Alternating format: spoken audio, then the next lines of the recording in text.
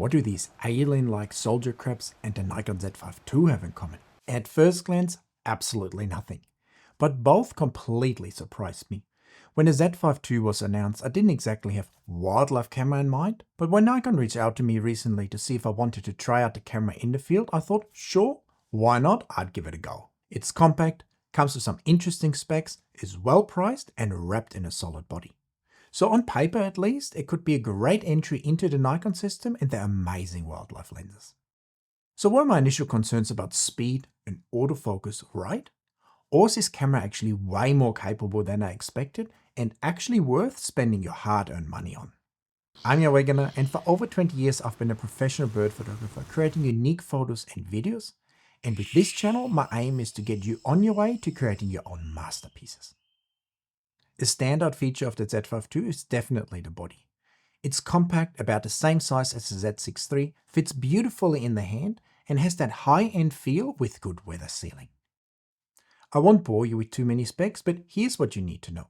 The Z5 II comes with dual SD card slots, a 24 megapixel non-stacked sensor similar to what we can find in the Nikon Z6 II, and it takes the same batteries that you can also find in the Z6 III and the Z8, the Nikon EL-EN15C batteries, which is definitely a bit of a mouthful. On top of that, it has Nikon's latest XPEED 7 processor, the same one we can also find in their flagship Z8 and Z9 cameras, which gives it a boost in speed, responsiveness and autofocus. That's a lot of nice features for a camera priced just around that $1,700 mark, and there's a few goodies I haven't even mentioned yet. Over the last little while, I shot thousands of photos with the Z5 II and a great selection of Nikon lenses, like the 600mm PF lens, one of my favorites, the 100-400, the 28-400 and the 4.5-400, giving me a clear picture of what the camera is capable of. Of course, when we're out and about, battery life is always a concern, but here the Z5 II performed quite well. For a normal session, I would be usually fine with just one battery, but just in case you might encounter something unexpected, I would also recommend that you take 1 or 2 spare batteries with you so that you never run out. And if you want to, you could also use the Z5 II with the optional battery grip. That makes the camera a little bit bigger and easier to hold, especially with larger prime lenses. And it also allows you to put 2 batteries into the battery grip, extending battery life even further. One thing that really stood out to me was the image stabilization and how well the IBIS and the image stabilization in the lenses work together. Nikon does a fantastic job here, especially with the longer lenses, and so I could handhold video even at 600 or 840mm relatively shake-free, which was fantastic and allowed me to get beautiful footage whenever I needed to get it.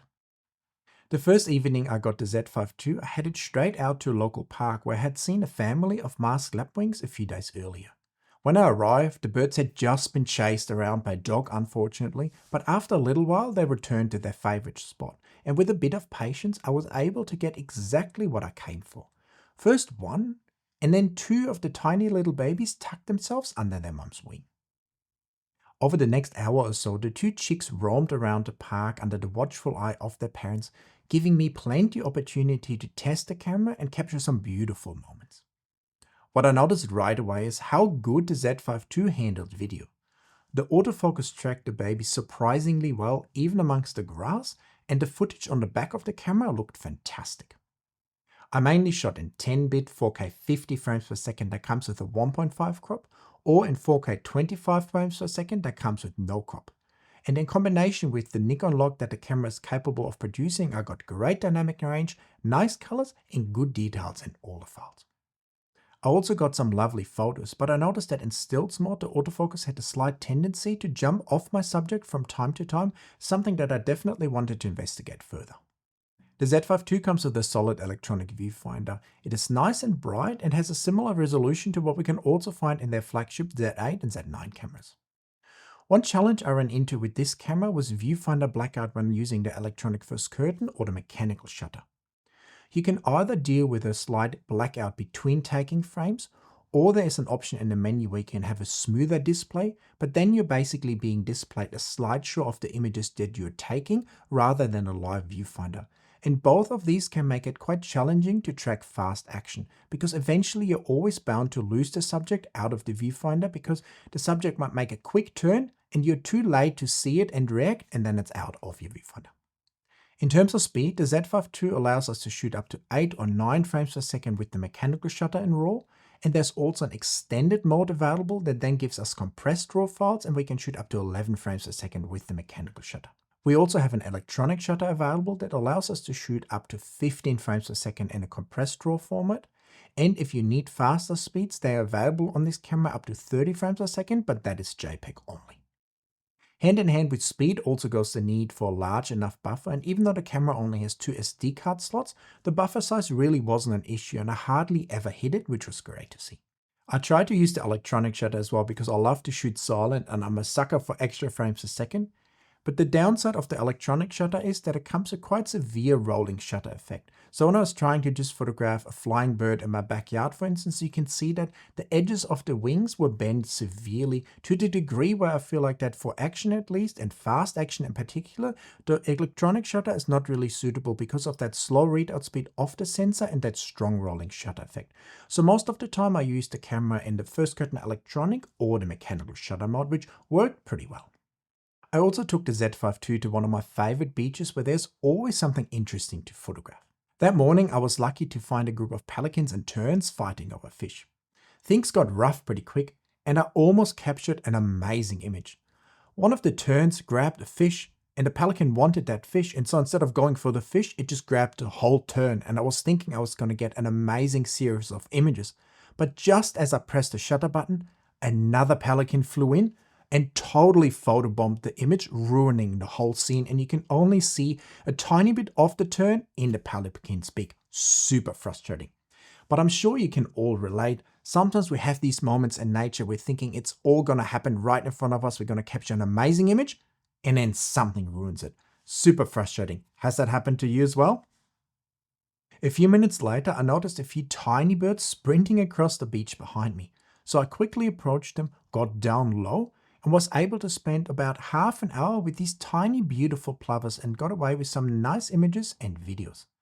Because these birds are so small, basically just the size of a small sparrow, I had to use a 600mm PF lens with a 1.4 extender, but the Z5 II still performed really well, gave me good autofocusing performance and nice sharpness and details in the files. That said, just like previously, the autofocus still had the tendency to sometimes jump off and then back onto my subject during a burst of images. Sometimes the focus box would even still remain green and on target, but the autofocus itself would kind of lose track of the bird and then jump back onto it. Now I still got plenty of sharp frames, but this is definitely something that I would love Nikon to see working on in the future to make that autofocus just a little bit more sticky, maybe with a firmware update. I tried a few different settings and autofocus modes, but that tendency to jump on and off the subject prevailed throughout my whole test with the camera.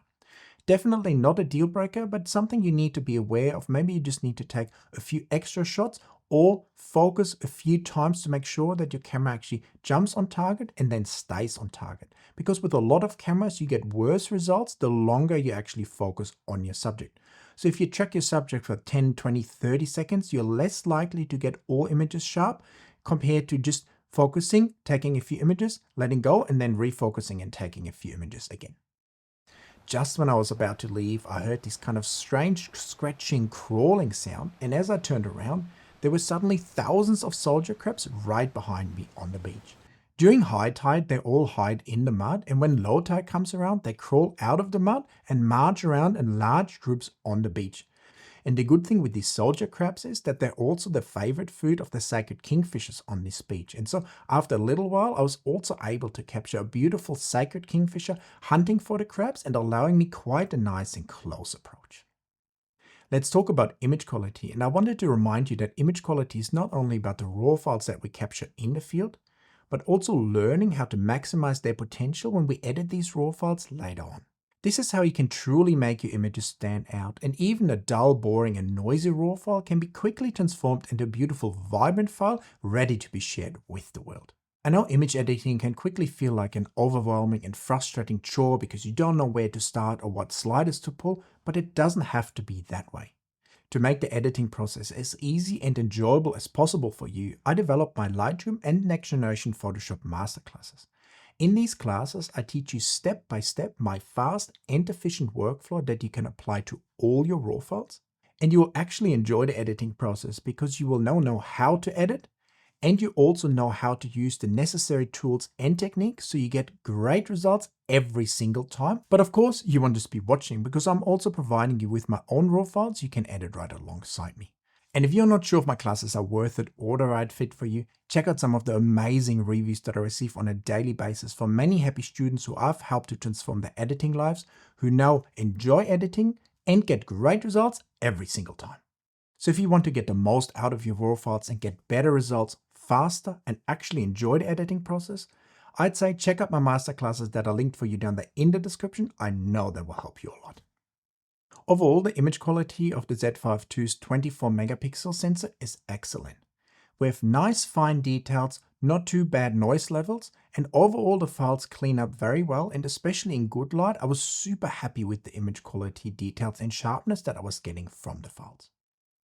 But of course, most cameras perform quite well in good light, so it's important to see how a camera performs when the light gets low and we have to use high ISOs. And so I took the Z5 II to one of my favorite spots to photograph endangered glossy black cockatoos coming in for a drink just before sunset. With the Z5 II, I decided to use the 600mm PF lens and go for a nice portrait of a bird drinking.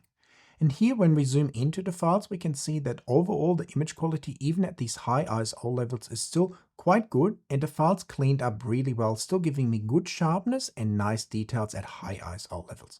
So when it comes to the image quality overall, the camera definitely performs really well. Before the cockatoos come down to drink, they often play around in the trees above the waterhole. And here the Z5 II helped me to capture one of my favorite videos I've taken so far of these birds. One of the males suddenly started to do a roll around the branch and perfectly showed off its stunning red tail. Video is definitely the strong suit of the Z5 II and where it really shines. Almost all the clips out of the camera were great and had lovely quality. On top of that, the video autofocus also did a fantastic performance and stuck to my subjects really well, giving me beautiful in-focus video.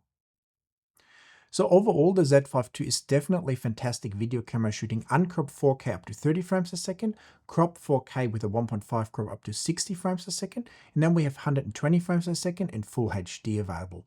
And we can not only shoot 10-bit and Nikon log, we can also shoot in RAW, which is definitely fantastic to see.